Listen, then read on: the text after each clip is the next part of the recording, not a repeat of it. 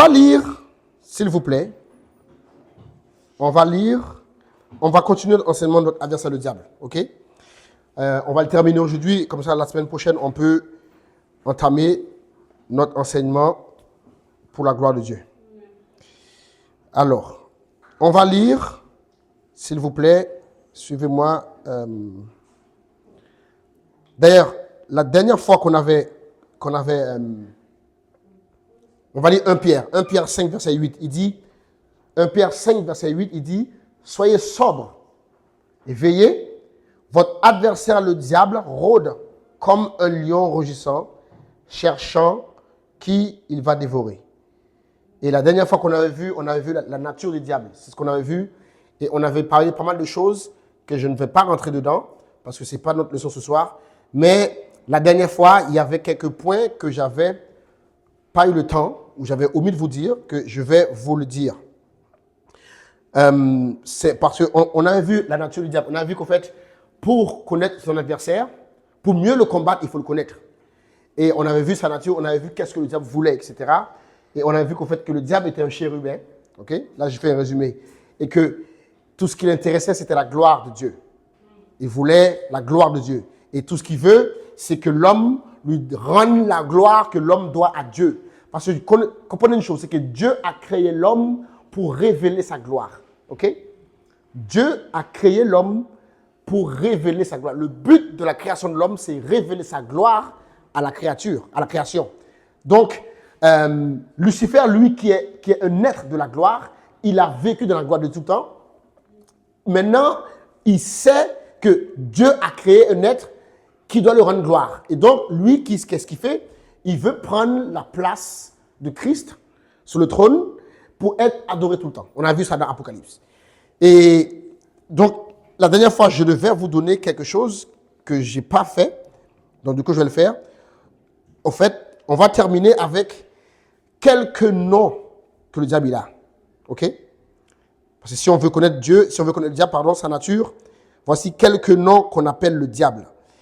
Et après, on va passer à l'enseignement pour ce soir. Alors, numéro 1, le diable, on l'appelle Satan. OK? Le diable, on l'appelle Satan. Pourquoi ça veut dire quoi, Satan? Satan veut dire l'adversaire. Celui qui s'oppose. OK? Celui qui s'oppose à tout ce qui est Dieu.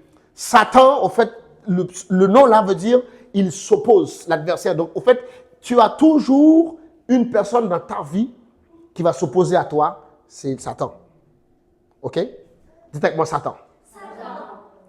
Deuxièmement, bon, on le connaît bien ce nom-là, c'est le diable. Le mot diable veut dire diabolos, ça vient du grec diabolos, qui veut dire accusateur. OK?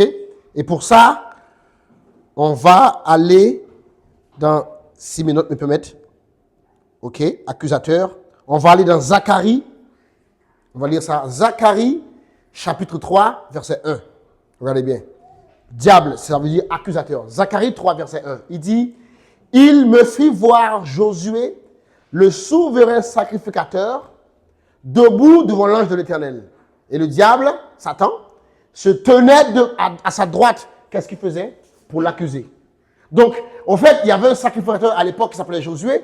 Et dans l'esprit, on a vu cet homme, il était tenu à la droite de Dieu. Et qu'est-ce que le diable fait? Le diable était à côté pour l'accuser. C'est comme ça que le diable fonctionne. En fait, le diable nous pousse à pécher. Il te tente. Et après, tout de suite, il monte vers Dieu. Il se tient. Il dit, voici ce qu'il a fait. Il t'accuse.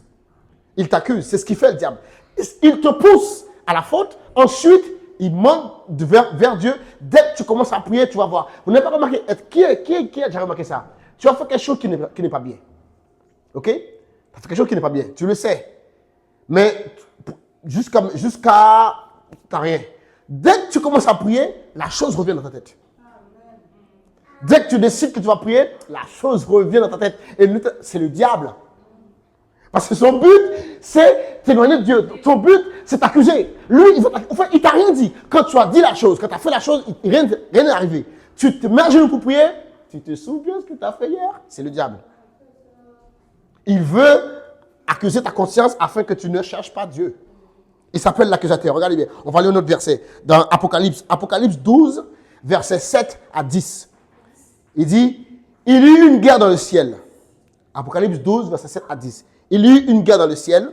Michael et ses anges combattirent contre le dragon. Et le dragon et ses anges combattirent, mais ils ne furent pas plus forts. Et leur place ne fut plus trouvée dans le ciel. Il fut précipité. Le grand dragon, le serpent ancien, c'est un autre nom encore du diable, appelé le diable et Satan. Vous voyez, tout ça, c'est ses noms. Le serpent ancien, le dragon, le diable et Satan. Celui qui a séduit toute la terre. On va venir là-dessus tout à l'heure. Il fut précipité à terre.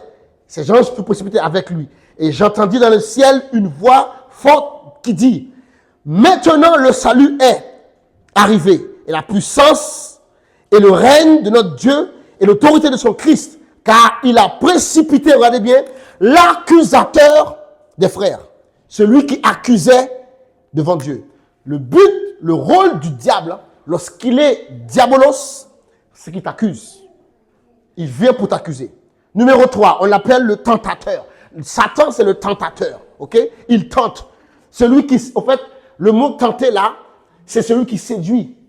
Le diable essaie de te séduire. Il a séduit Ève.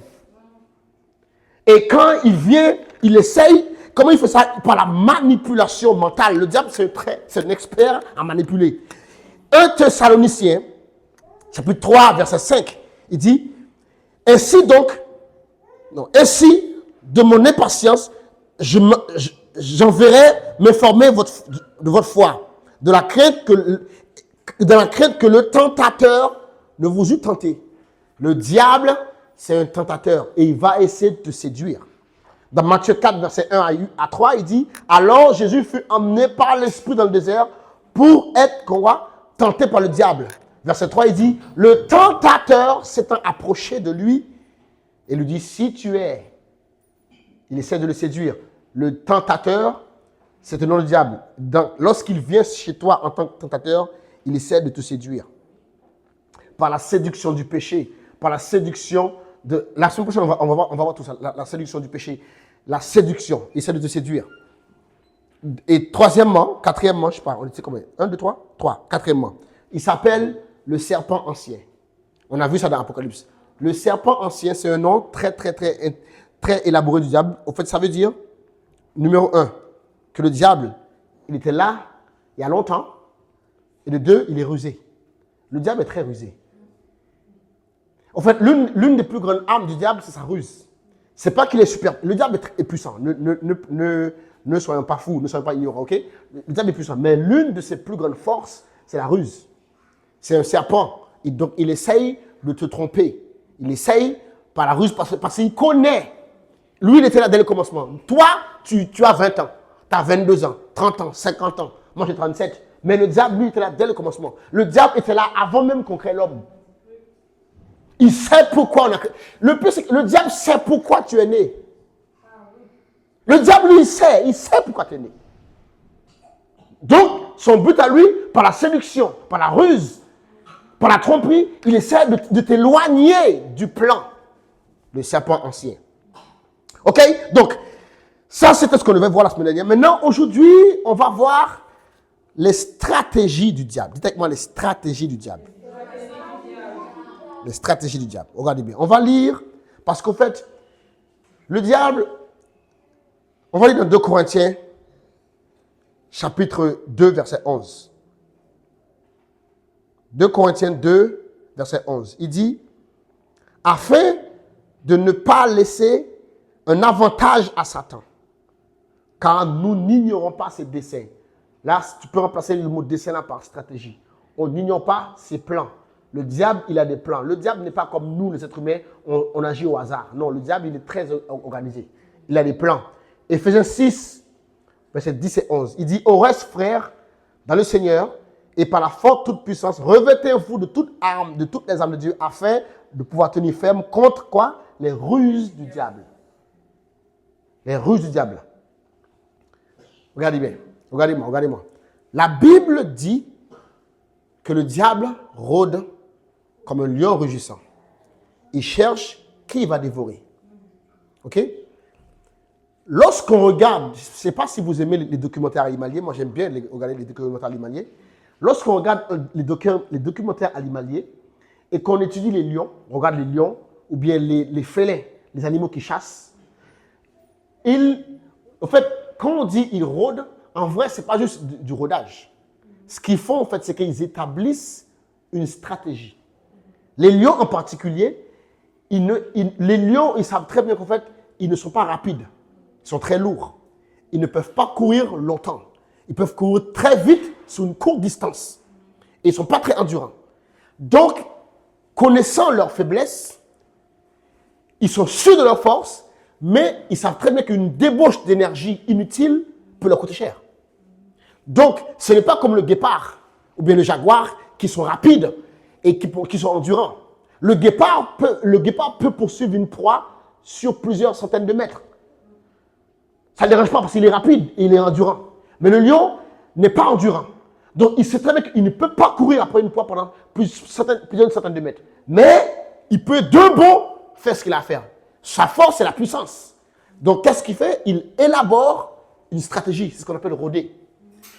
Les lions, tu vas les voir là, il y a le troupeau de gnous là, ou bien le bison, ou bien des gazelles, tout ce qu'il y a. Tu vas les voir, ils s'approchent. Ils sont en clan, ils s'approchent. Et lorsqu'ils s'approchent, ils se camouflent. Et il y en a un qui se fait voir. Il se fait voir, tous les gnous, tous les trucs sont en panique. Il y a un lion qui est arrivé. Et les autres lions, ils sont en train de regarder quel gnou, quel bison a fait l'erreur de ne pas suivre la foule. Celui qui est distrait, qui n'a pas suivi la foule, il l'entoure. Et quand il se rend compte qu'il est tout seul, il est déjà en train de se faire manger. Ça s'appelle rôder, il rôde. Et la Bible dit que le diable, il rôde. Le diable, il est pareil. Le diable peut mettre en place une stratégie pour te détruire qui dure 20 ans. Il n'est pas pressé à te détruire. Il y a des gens, le diable les cueille vite. Parce que le diable sait très bien que lui là, si je laisse toi avancer, il va faire du mal. C'est mieux tout de suite. Mais il y en a, il se dit, ce qui l'intéresse, c'est une génération. Il se dit, si lui tombe dans 20 ans, il va traîner plus de monde avec lui. Donc, on le laisse grandir, mais on le surveille. Et quand tout le monde le suit, quand tout le monde l'applaudit, vram! Non seulement lui, il tombe, tous les gens qui sont avec lui sont perdus. Et donc, il faut connaître que le diable, il rôde. Et il rôde, là, c'est pas juste il regarde, non, il cherche. Il cherche quel est le vice que tu ne traites pas. Il cherche quel est le défaut que tu ignores. Il cherche quel est le petit truc que tu vas négliger. Et là, il va rentrer dedans. Et donc, le diable, il élabore des stratégies pour vaincre les chrétiens, pour vaincre les gens. Parce que le but du diable, c'est de Jean 10:10, le voleur ne vient que pour égorger, voler et détruire. Tout ce que le diable fait, c'est dans ce but, voler, égorger et détruire. Dites avec moi, voler, égorger, détruire. Dites avec moi, voler, égorger, détruire.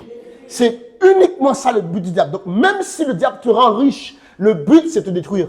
Même si le diable peut te donner des choses.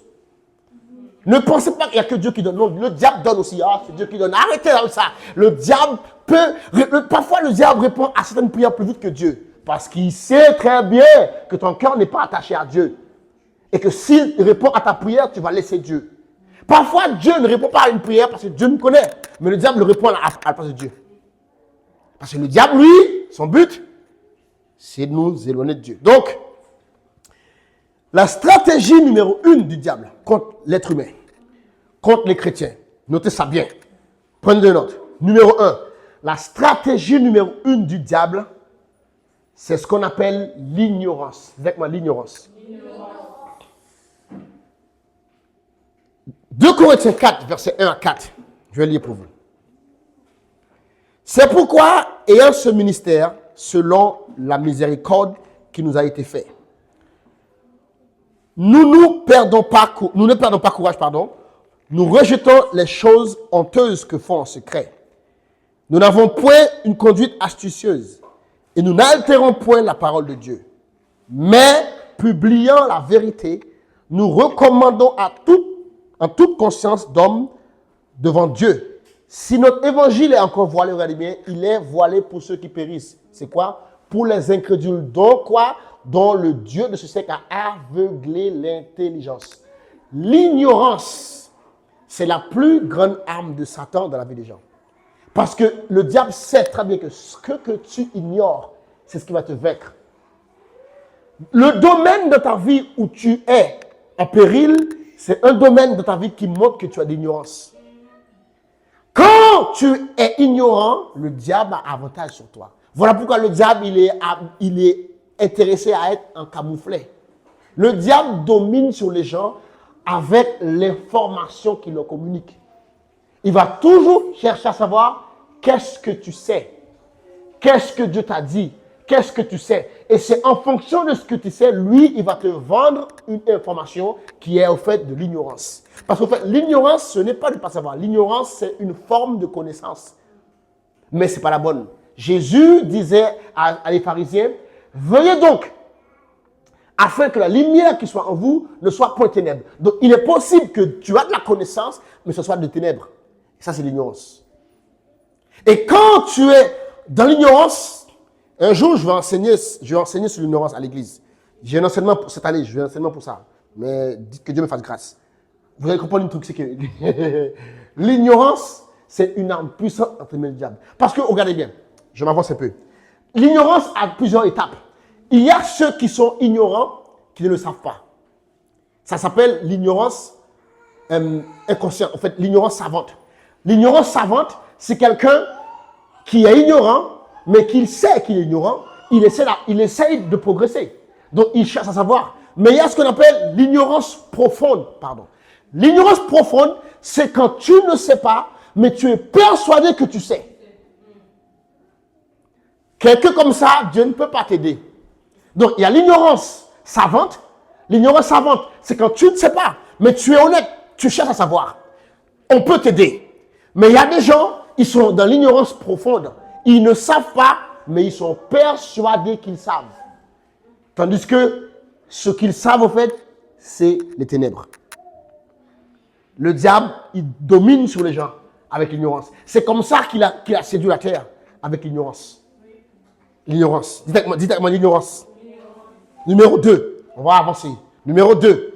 Le diable, la stratégie numéro 1 du diable, c'est l'ignorance. La stratégie numéro 2 du diable, c'est la séduction. Dites avec moi la séduction. La séduction. Regardez bien. Marc 4, verset 18 et 19. C'est la parabole du semeur. Et en conclusion, il disait, verset 18, d'autres reçurent la semence parmi des épines. Ce sont ceux qui ont entendu la parole, mais qui les soucis du siècle et la séduction des richesses. L'évasion d'autres convoitises étouffe la parole de Dieu. Donc, la semaine prochaine, il faut être là. Dans l'être humain, il y a une tendance à être séduit. Chez chaque être humain, il y a quelque chose qui te tend, qui te rend vulnérable à la séduction. Le diable, ça s'appelle la convoitise. Chaque être humain a la convoitise. Et la convoitise, le diable l'utilise pour nous séduire. Et comment il nous séduit? C'est par la convoitise de la chair, la convoitise des yeux, l'orgueil de la vie. Ces trois choses, le diable utilise pour séduire les gens. Il te séduit à pécher, il te séduit à voler. La séduction, c'est l'une... En fait, c'est quoi la séduction? C'est de la ruse. C'est de la ruse. Et ça, c'est l'une... Et comment c'est possible? C'est amorcé par la convoitise. La semaine prochaine, vous allez apprendre sur la convoitise. Et tant qu'il y a de la convoitise chez toi, tu es vulnérable à la séduction du diable. Tant que tu vis en fonction de tes convoitises, tu es vulnérable à la séduction. Parce que la séduction, elle veut dire que dans Jacques, que toute personne est tentée parce qu'il est amorcé chez lui. Tu ne peux pas être tenté parce qu'il n'est pas chez toi. Une personne, par exemple, je peux dire, mamie? Je veux dire. Le diable ne peut pas tenter ma belle-mère avec un homme. Non, il ne peut pas. Envoie-lui un homme et va le mettre dehors. Pourquoi? Parce que cette dame-là, depuis que son mari est mort, elle a dit, j'en veux plus. Et le j'en veux plus, là, c'est pas du mytho, hein. C'est j'en veux plus. Donc, le diable sait très bien qu'il n'y a pas en elle la convoitise, le désir d'un homme. Il ne va pas le tenter avec un homme. Un homme ne peut pas la séduire, la séduction du péché. Mais il y a des gens,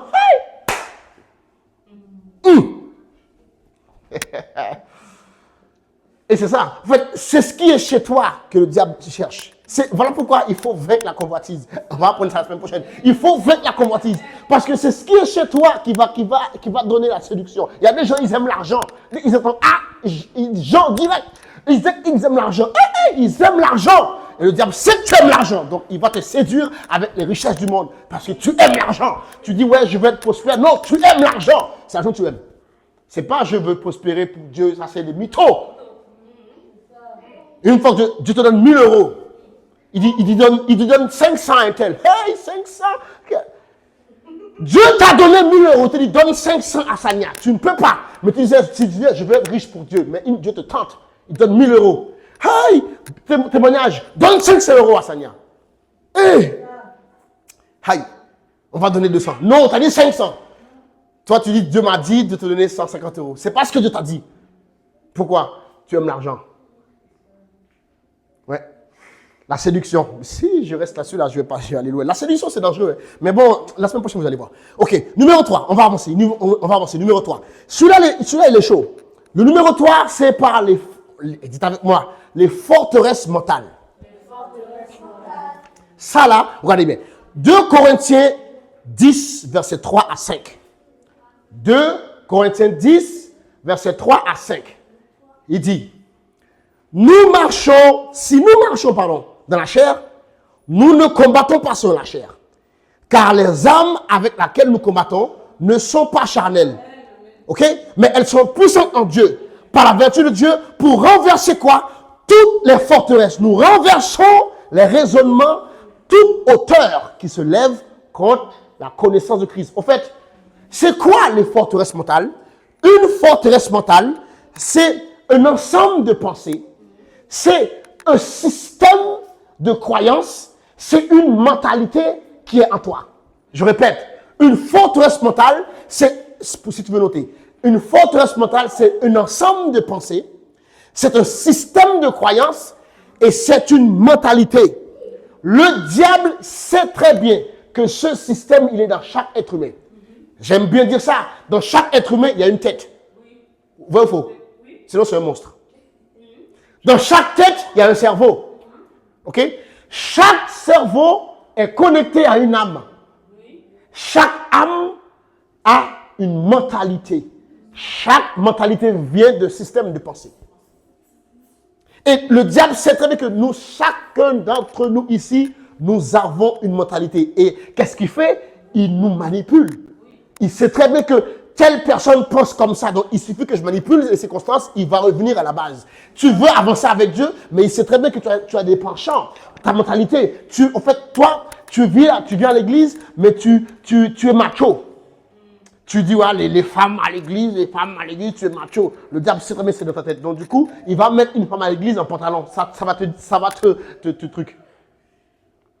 Parce que tu as vu, femme, pantalon, comme tu es macho et le diable, il sait très bien ta mentalité. Il connaît ta mentalité. Donc, du coup, qu'est-ce qu'il fait? Il t'amène une femme en pantalon. Tu dis, mais les femmes à l'église en pantalon, et c'est fini. Le diable t'a eu. Ta mentalité. Regardez bien, tout dans la vie dépend de ta mentalité. Ton succès dépend de ta mentalité. Ton échec aussi dépend de ta mentalité. Il y a beaucoup de choses que nous avons dans la vie, on accuse Dieu, c'est pas vrai, c'est la mentalité. Voilà pourquoi il dit dans Romains 12:2. Qu'est-ce qu'il dit dans Romains 12:2? Au reste, frères, ne vous conformez pas au siècle présent, mais soyez transformés comment? Par le renouvellement de votre intelligence. Parce que si ta mentalité ne change pas, Dieu ne peut rien pour toi. Et le diable, il le sait. C'est l'une de ses stratégies, la manipulation mentale. Parce qu'il sait très bien que dans ta tête, il y a une mentalité. Et si tu ne te débarrasses pas, voilà pourquoi il y a ce qu'on appelle l'évangile du salut. OK? Mais nous, à l'église, on est resté sur l'évangile du salut.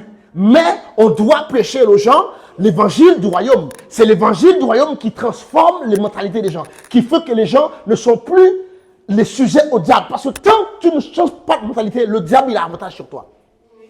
C'est pour ça qu'il dit, ayez en vous les sentiments qui étaient en Jésus-Christ. Ayez en vous les sentiments. Mais en fait, ce n'est pas les sentiments. C'est ayez en vous les pensées qui étaient en Jésus. Il dit dans Philippe 4:8, au reste, frère, que tout ce qui est vrai, que tout ce qui est pur, que tout ce qui est honorable, que tout ce qui est juste, que tout ce qui est vertueux, que tout ce qui est digne de louange, soit l'objet de vos pensées. Pourquoi? Parce qu'il sait très bien que tant que tu ne vis pas au-dessus de la mentalité que tu as reçue, le diable, il a avantage sur toi. Le diable, il a avantage sur toi. Par là, les forteresses mentales. Les forteresses mentales. Dites avec moi, les forteresses mentales.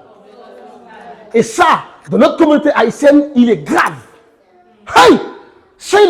En fait, c'est le plus grand jouet du diable de la communauté haïtienne. Les gens, ils ont une mentalité tellement dure. Percer la carapace de l'haïtien, c'est compliqué. Ils ont un système de croyance qui est prédéfini. Tu ne peux pas leur dire autre chose. Voilà pourquoi nos églises sont à deux vitesses. Il y a une génération qui a envie de faire des choses, mais il y a une génération qui est là, qui est morte. Ils n'ont jamais rencontré Dieu. Tout ce qu'ils ont rencontré, c'est la religion, mais ils s'en fichent. Pour eux, c'est ce qu'ils savent. Non. Tu vas perdre toute une génération. Voilà pourquoi nos enfants naissent à l'église. Dès qu'ils ont 18 ans, ils ne veulent plus de l'église. C'est à cause de nous. À cause d'une mentalité qui n'est pas renouvelée. On prêche une Bible qu'on ne vit pas, mais ça ne dérange personne. On lit des trucs de la Bible qu'on n'a jamais vu à l'église. Moi, en tout cas, j'ai 37 ans. J'ai grandi à l'église. Je n'ai jamais vu mon pasteur imposer le main mort, il se suscite. Est-ce que Dieu ment? Non, parle avec moi. Est-ce que Dieu ment? Dieu ne ment pas. Il veut dire que tout homme soit reconnu pour menteur et Dieu pour vrai. Je n'ai jamais vu des gens imposer les mains aux malades et qui sont guéris. On prie pour eux seulement. Après, on dit rentre. Après, on espère qu'il y a un miracle. Mais dans la Bible, c'est pas ça. Hein. Dans la Bible, il t'en dit ta coupe, il lève-toi. Les morts se lèvent. Pierre passait et son homme guérissait les malades. Mais nous, pourquoi? C'est pas que Dieu n'est pas puissant. C'est pas que la Bible est différente. C'est pas que le Saint-Esprit a changé. C'est parce que notre mentalité. Vous savez que ma mentalité doit changer. Tant que notre mentalité ne change pas, on ne va pas voir ce qu'il y a dans la Bible. Parce que les gens dans la Bible n'avaient pas notre mentalité. Ce n'est pas un manque de foi, c'est une question de mentalité. Il y a beaucoup de choses qui dépendent de notre mentalité, pas de notre foi. Ce que tu crois, ce que tu arrives à croire. Il y a des gens, pour eux, ils n'arrivent pas à croire. Vous savez, et je vais avoir des problèmes, c'est pas grave. Je peux avoir des ennuis ou pas? Des ennuis, je vais avoir des ennuis. Vous savez, l'haïtien, pour beaucoup d'haïtiens, ils pensent que les miracles, c'est de la magie. Tant que tu penses comme ça, tu ne vas jamais voir la main de Dieu. Tant que tu penses que la prophétie, c'est de la magie, tu ne vas jamais voir la main de Dieu. Et pour beaucoup d'Haïtiens, ils ne le disent pas, mais dans leur mentalité, parce que les Haïtiens, ils sont trop... Le vaudou est trop présent chez nous. C'est devenu une mentalité. Donc, dès que nous, on voit quelque chose de surnaturel, notre tête nous dit vaudou. Sans le savoir, sans qu'on le sache. Même si on ne le pense pas, dès qu'on voit quelque chose de surnaturel, on voit un pasteur faire quelque chose de surnaturel, on se dit vaudou. Directement, mentalité. On voit la personne parler la langue, on pense aux lois. C'est pour ça que dans beaucoup d'églises, Dieu ne peut pas agir. Pas parce que Dieu ne veut pas. Pas parce que les gens ne prient pas sincèrement. Pas parce que les gens n'ont pas de foi. À cause de la mentalité des dirigeants. Change ta mentalité. Renouvelle ton intelligence. Et tu verras que ce que tu as prié pour des années est à portée de main. Amen. Numéro 4. On va avancer parce que sinon je vais rester trop longtemps là-dessus. Numéro 4. Stratégie numéro 4. C'est l'offense. L'offense.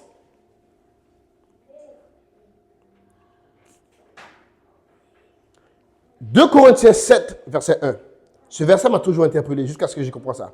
Il dit, « Ayant donc de telles promesses, bien-aimés, purifions-nous de toute souillure de la chair, ok, et de l'esprit. » C'est quoi une souillure de l'esprit? Ça m'a interpellé. On sait très bien quels sont les souillures de la chair. La fornication, le vol, le mensonge, la débauche, etc. Mais c'est quoi les souillures de l'esprit? Donc, j'ai cherché à savoir. En fait, une souillure de l'esprit, c'est un péché qui n'est pas visible. C'est quelque chose que les gens ne peuvent pas voir. Si tu forniques, ça se voit. Tu mens, ça s'entend. Tu voles, ça se voit. Tu as de l'orgueil, ça se voit. Pas. L'orgueil, c'est une souillure de l'esprit. On ne voit pas l'orgueil, ça se manifeste. Parfois, l'orgueil se manifeste en tant qu'humilité. C'est la fausse humilité. Ah, tu sais, c'est l'orgueil. Mais en fait, voilà, tu sais, moi, l'orgueil. Et une autre souillure de l'esprit, c'est l'offense. L'offense est dangereuse parce qu'en fait, l'offense, c'est une souillure qui fait qu'en fait, tu fermes ton cœur. Quand tu es offensé, tu fermes ton cœur. Et regardez bien, le diable, il cherche deux choses. Que tu sois offensé avec Dieu. Parce que si tu es offensé avec Dieu, tu vas fermer ton cœur à Dieu. Et si ton cœur est fermé à Dieu, tu ne peux pas hériter les promesses de Dieu. Et souvent, on est offensé avec Dieu parce qu'il y a des choses qu'on espère qui ne sont pas arrivées. Souvent, on est offensé avec Dieu lorsqu'on ne comprend pas la souveraineté de Dieu. Dieu avait promis que ça. Dieu n'a pas promis ça. Dieu a laissé que est-elle meure. Pourquoi? Souvent, lorsqu'on n'a pas les réponses au pourquoi, le diable essaie de nous semer l'offense dans nos cœurs. Quand tu n'as pas la réponse au pourquoi, fais confiance à la souveraineté de Dieu. Dieu est souverain. Dieu n'est pas obligé de te dire tout le temps le pourquoi. Pourquoi mon père est mort tandis que j'étais encore mineur? Je ne sais pas, mais Dieu sait. Pourquoi ma maman est tombée malade? Je ne sais pas, mais Dieu sait. Pourquoi j'ai dû passer par tous ces trucs-là? Je ne sais pas, mais Dieu sait. Et parfois, comme Job, on doit dire Dieu a donné, Dieu a pris, que son nom soit loué. Je n'ai pas à accuser Dieu. Le diable cherche à ce que tu sois offensé avec Dieu. Parce que si tu es offensé avec Dieu, tu vas faire quoi? Tu vas te retirer. Et si tu te retires, la Bible dit, nous ne sommes pas de ceux qui se retirent pour se perdre. Si tu te retires de Dieu, tu vas te perdre. Et numéro 2, le diable cherche à ce que tu sois offensé avec les gens. Si tu es offensé avec les gens, qu'est-ce qui va se passer? C'est que tu ne vas pas recevoir ce qu'on appelle le ministère des hommes. Tout ce que Dieu fait sur cette terre, il le fait avec un être humain. Mais toi, si les gens t'offensent, Dieu ne peut pas utiliser ça pour te bénir. Tu dis, Seigneur, bénis-moi, bénis-moi. Mais tu veux un travail. Il faut bien que tu ailles devant quelqu'un pour donner un travail. Mais si les hommes t'offensent, si tu te méfies de tout le monde. L'un des signes de l'offense, c'est que tu te méfies de tout le monde. Tu ne fais confiance à personne. Il y a des gens, ils ne font confiance à personne. Le diable t'a mis dans une zone dangereuse. Oui, les gens t'ont trompé. Mais décide de passer à autre chose. Parce que si tu gardes ça, l'être humain, c'est le moyen que Dieu utilise pour bénir tout le monde. L'être humain, c'est le moyen que le diable utilise pour maudire tout le monde. Et Dieu et le diable utilisent l'être humain. Donc si toi, tu es fâché avec l'être humain, tu es mal barré. Parce que le travail que tu as besoin, c'est quelqu'un qui est là. La maison que tu as besoin, c'est quelqu'un qui est là. Le mari que tu veux, c'est quelqu'un. Oui ou non? Oui. C'est un fantôme. C'est un fantôme. C'est pas un fantôme. La femme que tu veux, c'est quelqu'un. Tout ce que tu veux. Enfin, l'argent que tu as besoin aujourd'hui est dans la poche de quelqu'un. Le virement de salaire que tu vas avoir demain, c'est sur le compte en banque de quelqu'un. C'est pas dans le ciel, c'est sur le compte en banque de quelqu'un. Et si lui, il décide, demain, je ne fais pas la paye, tu es cuit. Que tu es prié ou pas, tu es cuit. S'il décide de ne pas payer demain, tu es cuit. Donc, on doit passer au-dessus de l'offense. Numéro 5, je vais finir là parce que sinon, on va arrêter trop longtemps. Numéro 5, c'est le découragement. Le diable utilise le découragement pour nous éloigner de Dieu. Il dit dans 1 Jean 5, verset 19, je vais lire la version de David. Il dit, nous savons que nous sommes de Dieu et que le monde entier est plongé dans le mal. En fait, par la méchanceté, le diable tente de décourager les gens. Le diable, il tente de décourager. En fait, David disait, J'ai fait le bien, on m'a rendu le mal. Pourquoi? C'est pour te décourager. Parfois, tu fais du bien à quelqu'un, la personne te rend du mal. Parfois, tu es gentil avec une personne, en retour, la personne te fait du mal. Tu n'as jamais voulu du mal à personne, toi, tu as hérité de ton quart. Des fois, on dit, mais comment ça se fait qu'un tel est tellement bien et comment il a fait pour épouser ce monsieur-là? C'est le diable. Et après, tu vois, la personne, elle va à l'église, lui, il ne veut plus aller à l'église. Misère. Pourquoi? Le but, c'est de te décourager. Le but, c'est de faire que, voilà, vous savez, c'était quoi le but du diable dans Job? Que Job se décourage. Sa femme a dit, dans Job 2,9, tu tiens encore à ton intégrité, renie Dieu et meurs. C'est ça le but. Le découragement fait que voilà, tu laisses tomber et que tu retournes à ton ancienne façon de vivre.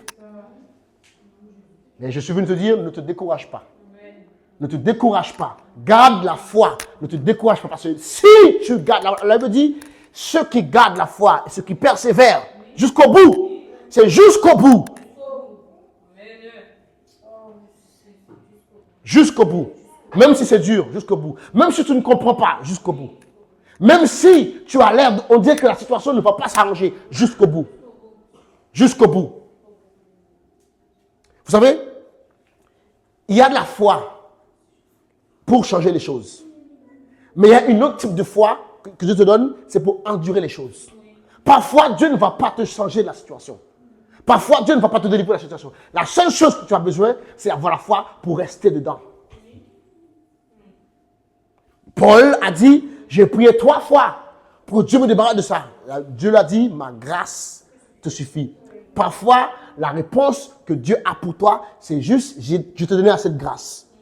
Je te fais assez de grâce. Oui, mon enfant est malade. Seigneur, pourquoi? Tu as assez de grâce. Oui, mon père est malade. Seigneur, pourquoi? Tu as assez de grâce. Parfois, parfois, la situation ne va pas changer. Et c'est ça qu'on doit dire la vérité aux gens. On ne dit pas la vérité aux gens. Prie, ça change. Non, parfois, ça ne changera pas. Il faut juste que tu comprennes que Dieu t'a donné assez de grâce. Parce que la Bible dit qu'il n'y a aucune tentation qui n'est survenue, qui n'est humaine. Dieu ne va jamais permettre que tu sois tenté au-delà de tes forces. Donc, si tu es tenté, Dieu sait très bien. C'est une preuve. Si une tentation arrive chez toi, sache déjà que tu as déjà en toi la force. Parce que sinon, Dieu a dit stop. Sinon, Dieu savait très bien que Job allait supporter la situation, la tentation. C'est pour ça qu'il a dit au diable, vas-y. Dieu sait très bien que tu peux supporter ça. C'est pour ça que tout ce qui nous arrive, Dieu sait. Mais le diable, il va essayer de nous décourager. Amen. Amen. Gloire à Dieu. Que le Seigneur vous bénisse. C'était la leçon pour aujourd'hui. On va applaudir le Seigneur.